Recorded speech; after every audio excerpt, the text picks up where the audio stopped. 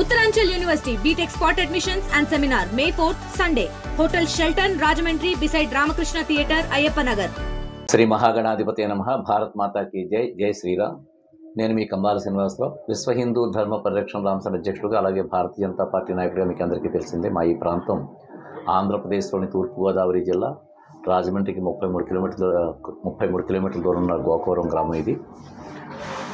ఈ రోజున ఆర్టీవీ వారికి ప్రత్యేకమైన ధన్యవాదాలు తెలుపుకుంటూ, మీ టెక్నీషియన్స్కి, మీకు వారి యాజమాన్యానికి ప్రత్యేకమైన ధన్యవాదాలు తెలుపుకుంటూ, ఈ రోజున నరేంద్ర మోడీ గారు ఆంధ్రప్రదేశ్ రాక అమరావతిని దర్శించడం అనేది చారిత్రాత్మక ఘట్టం. అది మాకందరికీ మనసులో చాలా ఆనందంగా ఉంది.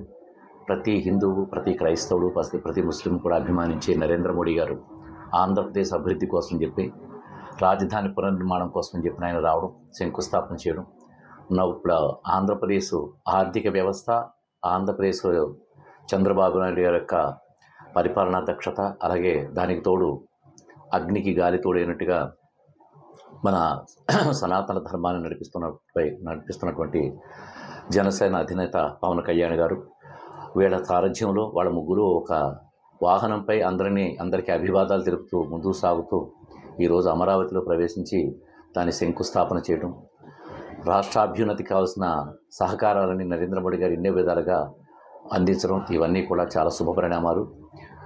ఆంధ్రప్రదేశ్కి తిరిగి వెలుగొచ్చింది.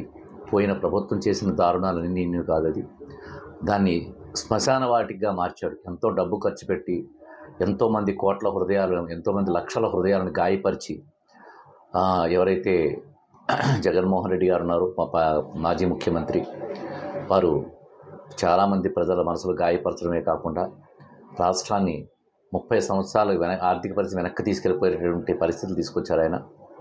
కానీ వీరి ముగ్గురి దక్షత వల్ల నరేంద్ర మోడీ గారు, అలాగే చంద్రబాబు నాయుడు గారు, పవన్ కళ్యాణ్ గారి దక్షత 30 సంవత్సరాల వెనక్కిపోయిన ఆర్థిక పరిస్థితిని కూడా వాడు సమర్థతతో వేగవంతంగా దాన్ని తిరిగి నిలబెట్టడమే కాకుండా ముందుకు కూడా దూసుకెళ్ళిపోయేలా చేయగలిగే సమర్థులు వాళ్ళు.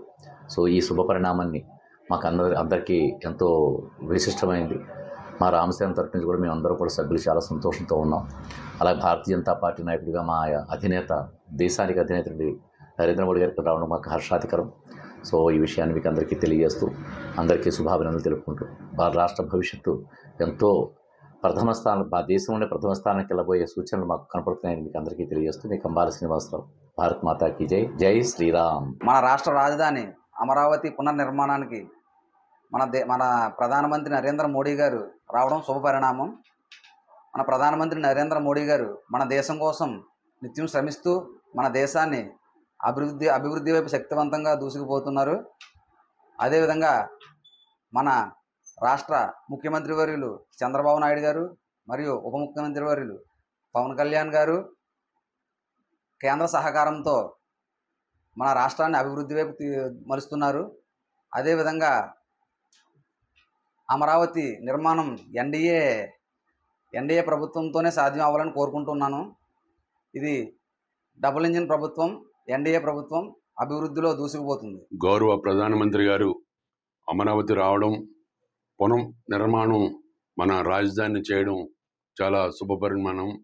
మరి దీనికి సుమారు 1,00,000 కోట్ల పైగా 18 ప్రాజెక్టులు ఈరోజు శంకుస్థాపన చేయడం అంటే దేశంలోనే ఇదే మొదటిసారి. మరి గత ప్రభుత్వం చాలా వరస్ట్గా చేసి పడేసింది మన రాష్ట్రాన్ని. మరి చంద్రబాబు నాయుడు గారు 2014-19లో ముఖ్యమంత్రిగా ఉన్నప్పుడు రాజధానిని అద్భుతంగా కట్టాలని ఆయన చాలా కలలుగన్నారు. ఆ కళలన్నింటినీ కూడా జగన్మోహన్ రెడ్డి గారు ప్రభుత్వం వచ్చినప్పుడు చాలా విఫలం చేశారు. ఆ విఫలానికి ప్రజలు గుణపాఠం చెప్పి 11 సీట్లకే పరిమితం చేశారు.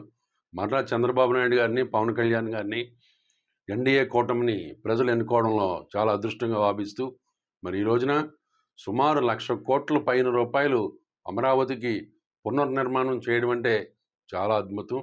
మరి దీనికి మేము మన తెలుగు ప్రజలందరూ కూడా మోడీ గారికి ప్రత్యేక ధన్యవాదాలు తెలుపుకుంటున్నాం. అమరావతి పునః ప్రారంభం అవడం ఒక శుభదినంగా కనపడుతుంది. ఎందుకంటే గత 5 సంవత్సరాల్లో కూడా మనకి రాజధాని లేదు అని పక్క రాష్ట్రంలో తెలంగాణ నుంచి కూడా ఫేక్ న్యూస్లు పెట్టడం, అవన్నీ ఫేక్ ఏం కాదు, కరెక్ట్గా వాస్తవంగానే పెట్టేవారు. దాన్ని చూసినప్పుడల్లా మనం చాలా బాధాకరంగా ఉండేవారు.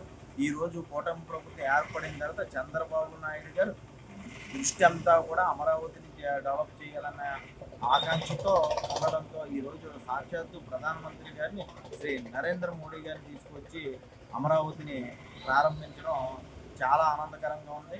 ఈ కూటమి ప్రభుత్వం అమరావతి అనేదే ఒక అద్భుతంగా ఉండేలాగా ఆంధ్ర రాష్ట్రాన్ని ఎవరైతే ఎగతాళి చేశారో వాళ్ళందరికీ ఈ అమరావతి సమాధానం చెప్తుందని ఆశిస్తున్నాం. భారత ప్రధానమంత్రి నరేంద్ర మోడీ గారు అమరావతి వచ్చి ఆ యొక్క అమరావతి పునర్నిర్మాణానికి శంకుస్థాపన చేయడం అనేది చాలా శుభ పరిణామంగా నేను భావిస్తున్నాను.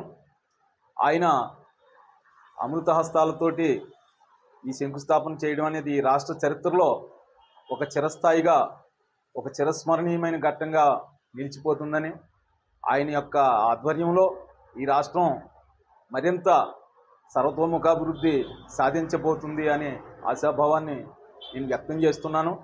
అలాగే మన ప్రీతమ ముఖ్యమంత్రి మన చంద్రబాబు నాయుడు గారు, అలాగే ఉప ముఖ్యమంత్రి పవన్ కళ్యాణ్ గారు, అలాగే మోడీ గారు, వీరి ముగ్గురి యొక్క సారథ్యంలో ఈ రాష్ట్రం అభివృద్ధి పదంలో దూసుకుపోయే పరిస్థితులు మనకి ఈనాటి పరిణామం ద్వారా మనకి కనిపిస్తున్నాయి. అదేవిధంగా ఈ కోస్తా ప్రజల రైతాంగం యొక్క చిరకాల స్వప్నం పోలవరానికి కూడా మోడీ గారు భారీగా నిధులు మంజూరు చేయడం అనేది కూడా ఈ ప్రాంతంలో ఉన్న రైతులు కూడా ఎంతో సంతోషాన్ని వ్యక్తం చేస్తున్నారు. అలాగే మోడీ గారు ముద్రా యోజన, జనధన్ యోజన ఇలాంటి పథకాలతో చిన్న చిన్న మాలాంటి టైలరింగ్ చేసుకునేటటువంటి చిన్న చిన్న చిరు వ్యాపారస్తులు, చిన్న చేతి వృత్తుల వారికి కూడా ఎంతో మేలు చేసి పేద బడుగు బలహీన వర్గాల ప్రభుత్వంగా నరేంద్ర మోడీ గారి ప్రభుత్వం పనిచేస్తుందని, ఆయన సారథ్యంలో అలాగే ముఖ్యమంత్రి గారు, ఉప ముఖ్యమంత్రి గారి యొక్క సారథ్యంలో ఈ ఆంధ్రప్రదేశ్ సర్వతోముఖాభివృద్ధి సాధించబోతుందని నేను భావిస్తూ ఉన్నానండి. జై శ్రీరామ్. మరిన్ని వీడియోస్ కోసం ఛానల్ ని సబ్స్క్రైబ్ చేయండి. లేటెస్ట్ అప్డేట్స్ కోసం వాట్సాప్ ఛానల్ ని ఫాలో అవ్వండి. ఆ లింక్ డిస్క్రిప్షన్ లో ఉంది.